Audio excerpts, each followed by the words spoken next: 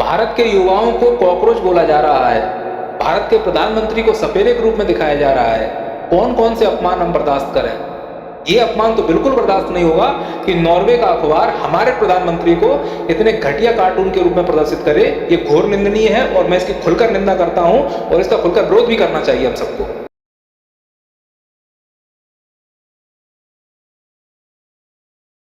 Norway की पत्रकार ने पूछा था, मोदी जी आप सवालों के जवाब क्यों नहीं देते? तो मोदी जी को बस ये जवाब देना था, मेलोडी खाओ, खुद जान जाओ। इसीलिए मैं आपसे कह रहा हूँ, किसी भी सवाल का अगर जवाब तुम्हें चाहिए तो मेलोडी खाओ, खुद जान जाओ। अब अगर कोई तुमसे कहे कि भारत के चीफ जस्टिस ऑफ इंडिया ने भारत के बेरोजगार युवाओं को कॉकरोच क्यों कहा? क्यों क्यों क्यों? अरे सीधी सी बात है भाई, इसका जवाब अगर चाहिए तो मेलोडी खाओ, खुद जान जाओ। तो हमारे पास सभी सवालों के जवाब मिल ही गए हैं। अब हम किसी से भी कुछ भी पूछ सकते हैं। चलो मैं पत्रकार से पूछता हूँ, संदीप चौधरी सर ये बताइए भारत की अभी स्थिति क्या है? छत्रपति संभाजी नगर महाराष्ट्र में ट्रैक्टरों की लंबी लाइन। तुम्हें पता है लाइन क्यों लगी हुई है? क्यों क्यों क्यों? अरे इसका जवाब सीधा है ना भाई, मेलोडी खाओ, खुद जान जाओ। तो अब इस प्रश्न का जवाब भी आसानी से मिल जाएगा कि भारत में नीट का पेपर लीक क्यों हुआ और अभी तक शिक्षा मंत्री ने इस्तीफा क्यों नहीं दिया? क्यों क्यों क्यों? अरे चिचा, बहुत आसान जवाब है। मेलोडी खाओ, खुद जान जाओ। तुम्हारे मन में कोई भी सवाल हो पूछो, मैं उसका जवाब दूंगा। हाँ सर जी, भारत के पत्रकार इतनी चाटुकारिता क्यों करते हैं? बताओ, ये पूछ रहा है ये, इसका सीधा जवाब है मेलोडी खाओ, खुद जान जाओ। और कोई प्रश्न हो तो पूछो। हाँ सर जी, मोदी जी देश को इस स्थिति में छोड़ के भाग क्यों गए? अरे इसका सीधा जवाब है भाई, मेलोडी खाओ, खुद जान जाओ। कॉकरोच जनता पार्टी सीजेपी, मतलब बीजेपी से अब बढ़कर आ गई है सीजेपी। इसका चुनाव चिन्ह है कॉकरोच।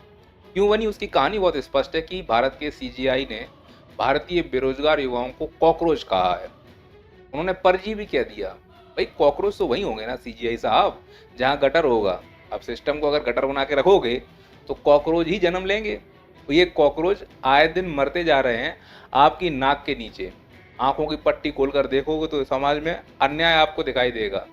बस उसी अन्याय के खिलाफ युवाओं को एकजुट करने के लिए, जिनको आलसी कहा गया, कॉकरोच कहा गया, बेरोजगार कहा गया, उनकी अब एक पार्टी बन चुकी है जहां वो अपनी आवाज उठा सकते हैं और उस पार्टी का नाम है कॉकरोच जनता पार्टी। इसकी कुछ संक्षिप्त जानकारी इस प्रकार से है। जब सिस्टम की सफाई की जगह सड़ांध ले लेती है तो अंधेरी रातों में सुनसान राहों पर एक मसीहा निकलता है जिसे लोग शहंशाह नहीं कॉकरोच कहते हैं। जिस दिन सीजीआई सूर्यकांत ने कॉकरोच वाली टिप्पणी की उस दिन यानी 16 मई को अभिजीत डिप्के ने सोशल मीडिया एक्स पर लोगों से कॉकरोच जनता पार्टी में रजिस्टर करने की अपील की। साफ कर दें कि इस पार्टी का मकसद चुनाव लड़ना नहीं है, ये व्यंग करने वाला एक पॉलिटिकल आउटफिट है। और इस कॉकरोच जनता पार्टी से अभी तक 40 लाख से ज्यादा लोग जुड़ चुके हैं। इतने कम समय में इतने ज्यादा लोग जुड़े हैं, इसके मतलब समझ रहे हो आप? पहला मतलब तो यही है कि भारत का युवा अभी तक जिस भी पार्टी पे भरोसा करता था, फिर वो चाहे सत्ता में हो या विपक्ष में हो, अब उस पर उन्हें भरोसा नहीं रहा है। इसलिए एक ऐसी पार्टी की मेंबरशिप ले रहे हैं जो धरातल पर है ही नहीं, केवल ऑनलाइन दिख रही है। और दूसरा मतलब ये है कि इतना ऑनलाइन एक्टिव हैं, इतने बैले और बेरोजगार बैठे हुए हैं कि जैसे इस प्रकार की एक्टिविटी होती है तुरंत उसमें संलग्न हो जाते हैं। तो ये सरकार का निकम्मापन ही है कि देश के युवाओं को रोजगार नहीं दे पा रही है। रोजगार केवल होर्डिंग में है, राम राज्य केवल होर्डिंग में है, न्यूज चैनलों में है और प्रचार प्रसार में दिख जाता है। हो सकता है मन की बात में भी तुम्हें इस प्रकार का राम राज्य दिख जाए। सरकार से निवेदन करना चाह रहा हूं कि यदि आपकी अव्यवस्थाएं नहीं सुधरी, सोच कर देखो कक्षा 12वीं का बच्चा जो नीट और आईआईटी में है, लाखों बच्चे, अगर तुम्हारी व्यवस्था से उनका विश्वास उठ जाए, उन्हें लगे कि हर बार ही पेपर लीक होना है, काहे के लिए एग्जाम दें, और वो भी इस पार्टी को ज्वाइन कर लें, तो उनकी संख्या कितनी ज्यादा हो जाएगी। और जितनी बड़ी ये कॉकरोच जनता पार्टी बनेगी, सरकार के लिए उतनी समस्याएं खड़ी होंगी, क्योंकि ये युवा फिर सरकार से कुछ इस प्रकार के सवाल पूछेगा। As a proud cockroach myself and as a proud supporter of the Cockroach Janata Party, I demand the resignation of the Education Minister of India, Mr. Dharmendra Pradhan.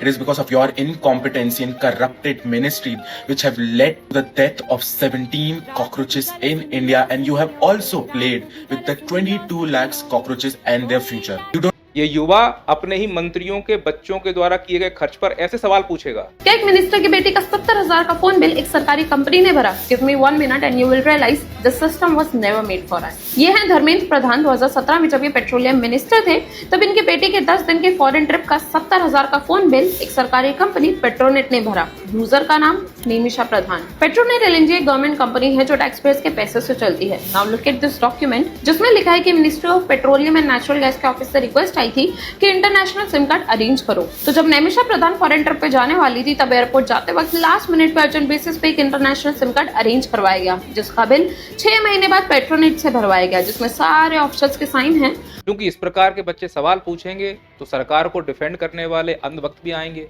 तो उनके पास एक ही जवाब होता है कि कॉकरोच जनता पार्टी विदेश से फंडिंग हो रही है, देश को बर्बाद करने के लिए इस प्रकार की पार्टियों का निर्माण हुआ है।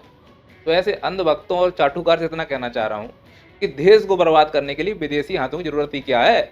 उसके लिए तो हमारे नेता और निकम्मे अधिकारी ही पर्याप्त हैं। जैसे मध्य प्रदेश में एक सरकारी स्कूल के मध्याह्न भोजन में मेढक निकला। शासकीय प्राथमिक विद्यालय गोकुलपुर में मध्याह्न भोजन में सब्जी में मेढक का बच्चा निकला हुआ। देखिए आप बच्चों के स्वास्थ्य पे क्या असर पड़ेगा इसका। इस तरह से मध्याह्न भोजन स्कूलों में भेजा जा रहा है। इसी मध्य प्रदेश में एमवाई हॉस्पिटल में नवजात बच्चों को चूहे कुतर कर खा गए, मार डाला। मध्य प्रदेश के इंदौर जिले के सबसे बड़े सरकारी हॉस्पिटल MYH में एक बड़ी लापरवाही का चौंकाने वाला मामला सामने आया है। इंदौर के महाराजा यशवंतराव हॉस्पिटल के NICU में भर्ती 2 नवजात बच्चों के शरीर को चूहों ने कुतर डाला। इसी मध्य प्रदेश में बरगी डैम में नाव डूब के मर गई, हम बचा नहीं पाए। मध्य प्रदेश के जबलपुर से एक दिल दहला देने वाली खबर सामने आई है जहां बरगी बांध में पर्यटकों से भरा एक क्रूज अचानक पानी में डूब गया। इस दर्दनाक हादसे ने पूरे इलाके में अफरा तफरी मचा दी। अरे और कितना निकम्मापन दिखाया जाए। जिस भी राज्य में खड़े हो जाओ, फिर वो चाहे कांग्रेस की हो, सपा की हो या फिर बीजेपी की हो, सभी जगह अव्यवस्था है। तो हमें दूसरों की जरूरत क्या है, हमारे अपने ही पर्याप्त हमें मारने के लिए।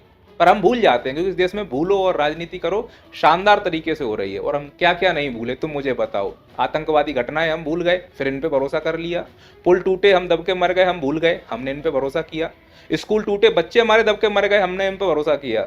सड़कें टूट रही हैं, विश्वास टूट रहा है, देश संकट में है, मुखिया हमारा बाहर है, बाहर जाके वो हमसे कह रहा है मेलोडी खाओ, खुद जान जाओ। अब मोदी जी ने कह ही दिया है कि मेलोडी खाओ और खुद जान जाओ। तो जानने के लिए प्रश्न तो पूछने पड़ेंगे। प्रश्न पूछने पर अब देशद्रोही ना कहा जाए। और प्रश्न पूछने से चीजें बदलती हैं, और इस देश में बदली हैं। जो आज सत्ता में बैठे हैं पहले विपक्ष में थे, प्रश्न पूछ पूछ के वो सत्ता में आए हुए हैं। तो उनसे प्रश्न क्यों ना पूछे जाए। जब वो विपक्ष में थे तो इस प्रकार के एडवर्टाइजमेंट करती थी बीजेपी। युवाओं को बेरोजगार रखने वालों जनता माफ नहीं करेगी। पेट्रोल डीजल के दाम हर बार बढ़ती गई तो स्कूटर खड़ा कर दिया, बस से चलने लगे। अब बहुत हो गया, बिजली के लिए तरसाने वालों जनता माफ नहीं करेगी। चलो हालात बदले, देश की सरकार बदले। तो जिस बेरोजगारी, पेट्रोल की कीमत बढ़ना, इनकी दुआई देकर सत्ता में आए हो, तो वही तो प्रश्न आपसे पूछे जा रहे हैं कि अब पेट्रोल की कीमत बढ़ रही है, बेरोजगारी बढ़ रही है, आर्थिक संकट आया है, तो फिर हम लोग देशद्रोही कैसे और तुम देशभक्त कैसे हो गए। मोदी जी, सवाल जवाब करके ही तो आप लोग विपक्ष से सत्ता में आए हो। और जब से आपकी सरकार बनी है तो सवाल पूछने को लेकर बड़ी पाबंदियां लगा दी गई। अब इस देश में यह हालत है कि सभागृह में खड़ा होकर कोई पत्रकार यदि आपके मंत्री से सवाल पूछे तो आपके मंत्री पूछे जाने वाले प्रश्न का कुछ इस प्रकार जवाब देते हैं। देखो तुम यहाँ बाद में मिलेंगे, तुम्हें बाद में बात करेंगे, नहीं तो पुलिस बुला के बाहर निकाल दूंगा। अब हालत ये है कि देश के अंदर अगर सवाल पूछे तो सभागृह से बाहर कर दिए जाते हैं। और आप लोग देश के बाहर जाते हो, वहां तुमसे कोई पत्रकार सवाल पूछ ले तो तुम लोग खुद सभागृह के बाहर निकल जाते हो।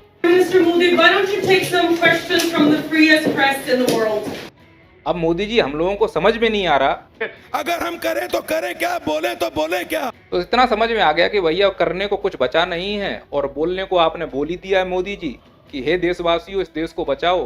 मोदी जी, पिछले 12 सालों में 6 बार तो हम ही लोग इस देश को बचा चुके हैं। कभी कोरोना में हमें खड़ा कर दिया थाली के लिए, अब देश में संकट है तो हम गैस और पेट्रोल की लाइन लगा रहे हैं। कुछ अंधभक्त आके बोलेंगे एप्पल के लिए लाइन लगाते हैं, तब क्यों कुछ नहीं कहते हो। जब फिल्म अभिनेता से मिलना है लाइन लगाते तब क्यों कुछ कहते हो। अरे भाई, वो अपनी मर्जी से लगा रहे हैं, ये मजबूरी में लगा रहे हैं। और सरकारें मजबूरी की समस्याओं को समाधान करने के लिए होती है, मर्जी की नहीं। मर्जी तो मेरी बहुत कुछ है, करके दिखाऊं क्या। इसीलिए मैं कह रहा हूं सरकारों से कि संकट वास्तव में आ रहा है तो समाधान दिखावे में मत करो। दिखावा करके संकट से नहीं जीता जा सकता।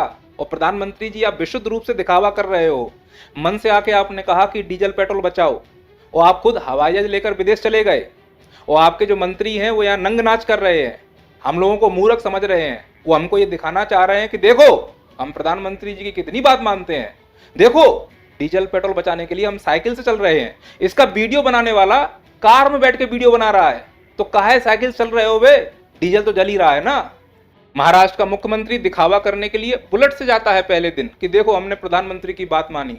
मोटरसाइकिल भी उसने बुलेट चुनी है, ज्यादा पेट्रोल पीती है, क्या तुमने खाक बात मानी? पर उसकी नियत ही नहीं थी ऐसी। अगले दिन पूरा काफिला लेके बाहर निकल रहा है, वीडियो देखो आप।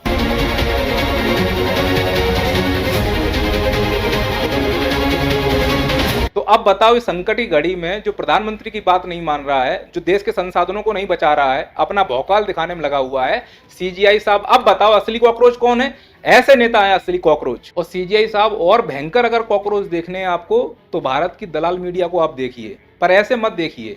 एक बार इन 20 कन्याओं का मेकअप उतरवा के देखिए तो आपको समझ में आएगा कि असली कॉकरोच की अम्मा तो यही लोग हैं। ये दलाल मीडिया जो अपने आप को लोकतंत्र का चौथा स्तंभ कहता है, उसका मतलब भी मालूम है इसको। मीडिया का काम ये है कि जब देश संकट में हो तो इस संकट की घड़ी में समाधान कैसे निकाला जा सके, इसके लिए सरकारों को कटघरे में खड़ा किया जा सके। पर ये दलाल मीडिया क्या कर रहा है? ये दलाल मीडिया सरकारों की चापलूसी करने में लगी हुई है, सरकार के इमेज मेकओवर करने में लगी हुई है। तो ये हुए ना देश के असली कॉकरोच महाराज। खैर सीजीआई साहब ने कॉकरोच वाले इस बयान को लेकर स्पष्टीकरण ये दिया है कि भाई हमने भारत के युवाओं को कॉकरोच नहीं कहा है, हमने तो ऐसे लोगों को कॉकरोच कहा है जिनके सर्टिफिकेट फर्जी हैं।